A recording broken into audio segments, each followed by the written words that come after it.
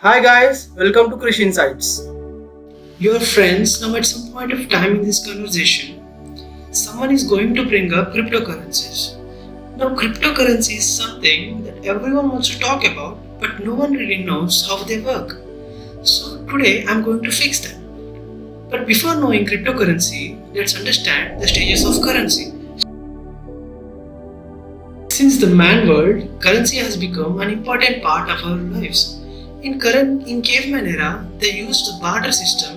Now the barter system involves goods and services being exchanged among each other. Now, for example, we have a situation where these two cavemans come approach together and they are exchanging an apple for a banana in a return. This is called barter exchange. Now the barter system has been opted out because it had some major flaws. The first one is people's requirement needs to coincide. For example, you say you have 3 apples and your friend has 5 bananas.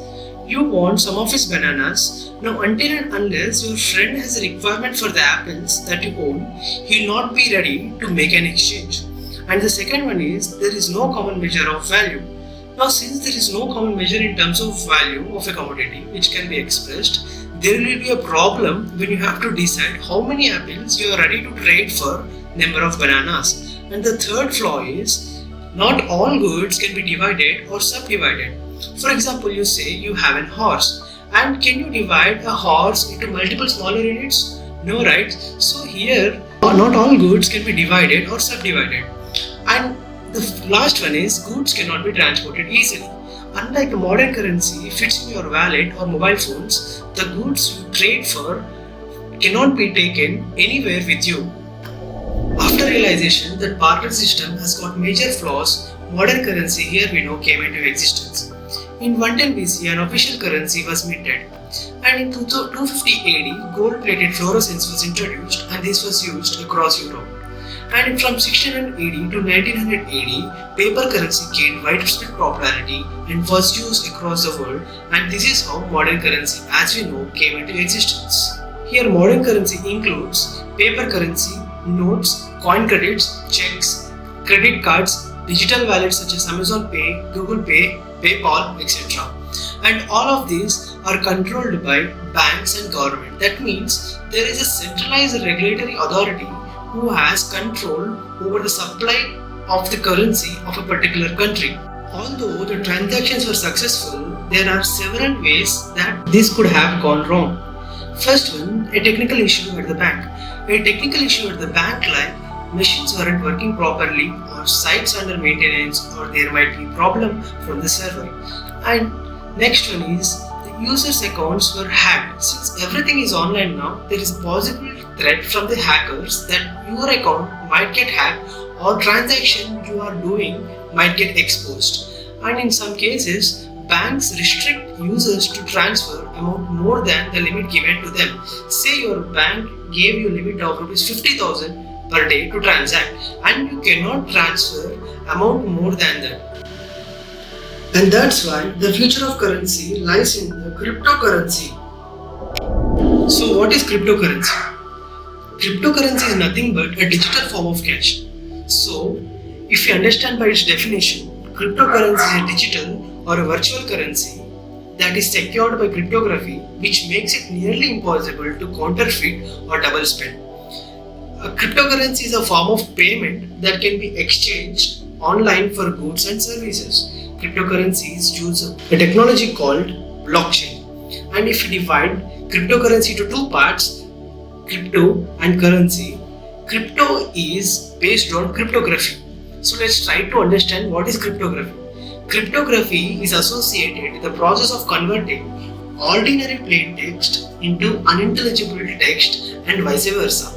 Unintelligible text means which cannot be understood to a normal person. So, cryptography is a method of storing and transmitting data in a particular form so that only those for whom it is intended can read it and process it. So, for example, if you take Bob and Alice, Bob wants to send some message to Alice and he wants to make it a secret. But Bob will encrypt the message in some code by using a secret key and sends the message to Alice. and Alice will receive the code and he will decrypt the key with the same key and reads the message and process it. So this will be only in the hands of Bob and Alice. No other person will be involved and no other person will know what was happened between Bob and Alice. So this will help the cryptocurrency more secure. So cryptocurrency has three major advantages. Transactions are secure, it has control over creation of additional units in the block, assets are verified, and all the transactions in cryptocurrency are verified by a mathematical function called hash. After verification, the transaction will be stored in a ledger. And who will do this verification?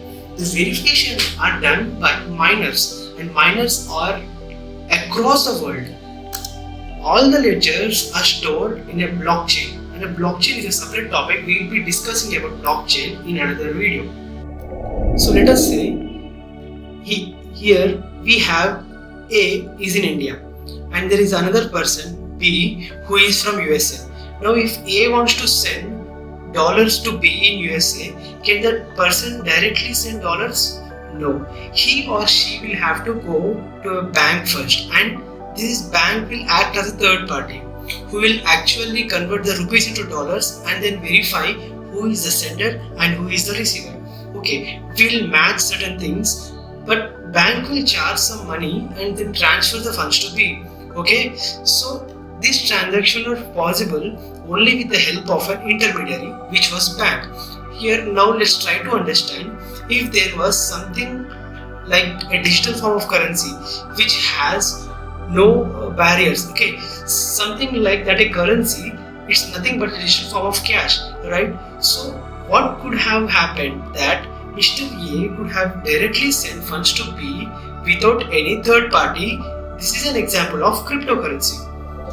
So what are the advantages of cryptocurrency? Number one, there are no intermediaries. Number two, there is no geographical barriers. And number three, because there is no intermediary as such, charges are also very less. Number four, it's very fast and works 24/7. On an average, of course, different cryptocurrencies transaction will have different timings, but it ranges as low as 4 seconds only. And number 5, it has no limits on purchases and withdrawals. As like there are advantages, there are also disadvantages of cryptocurrency. Number 1, transactions are irreversible. So what is this? It is like if wrong transfer is made, then this person cannot have a right to ask for the money back, because let us say the account to whom the money was to be transferred was account number 345, and by mistake the person said 354. Now he does not know who is 354, that person does not know who is 354, and no one knows who is 354. So once the money is gone, you cannot get it back if this is a wrong transfer. This could not have happened when the bank was there, because bank will know who is 354, right? So this is the disadvantage. And number 2 is the sender's and the receiver's identity is not revealed. Unfortunately, it is used for a lot of illegal activities through internet, which is many times a part of internet, which is also known as dark web. You must have known what is dark web. And also, how do you think verification of these cryptocurrencies are done? Through mobile phones? No. Through laptop? No. It is done by supercomputers, which are used to solve complex mathematical functions of cryptography.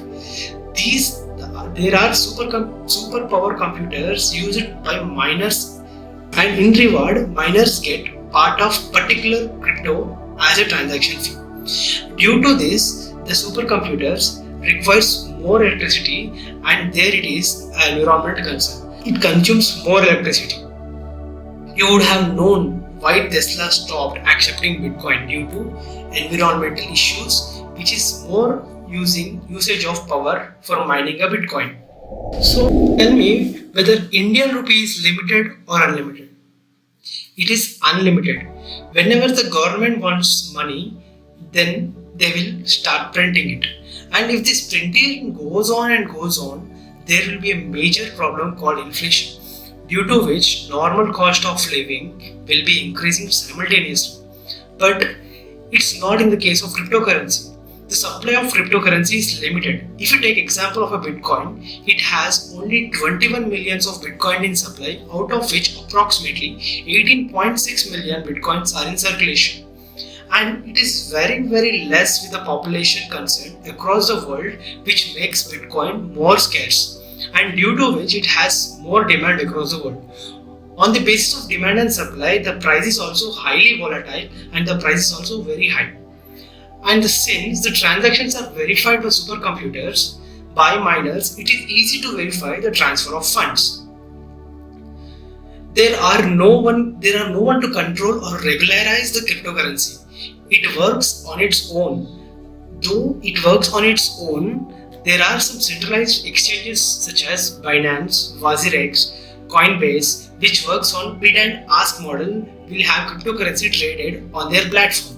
And it is also not very easy to increase the supply of any cryptocurrency until and unless it has met certain conditions which requires coding and all.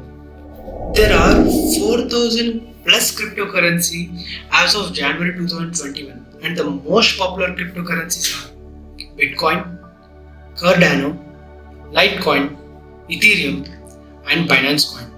There are a lot more coins and I will be explaining about major coins. Comment down below about the coin you want to know. So, should you invest in cryptocurrency right now? Bitcoin is more volatile. If you see this chart, in December 2017, the price of one Bitcoin was around Rs 12.7 lakhs. And it went down to 2.95 lakhs in March 2020. And since then, likewise normal stocks, Bitcoin has rallied like anything, and it recorded all-time high in April 21 with a price of 48.78 lakhs. So it is highly volatile, and 48 lakhs for one Bitcoin? God, how even that possible for a normal person to buy one Bitcoin? So can we buy in fractions? Yes. Definitely, you can buy Bitcoin as low as for Rs 100. All the things which were discussed in this video is not a financial advice, and do your own research before investing in anything. Not only Bitcoin, there are more advanced level coins which are working great in the market, where you can do your own research and make a decision to invest. Right now, the market is bearish since April. And now the market is accumulating and stabilizing. I would recommend you to wait and watch. So guys, this is all about cryptocurrency in short. Hope you liked the video. Thanks for watching.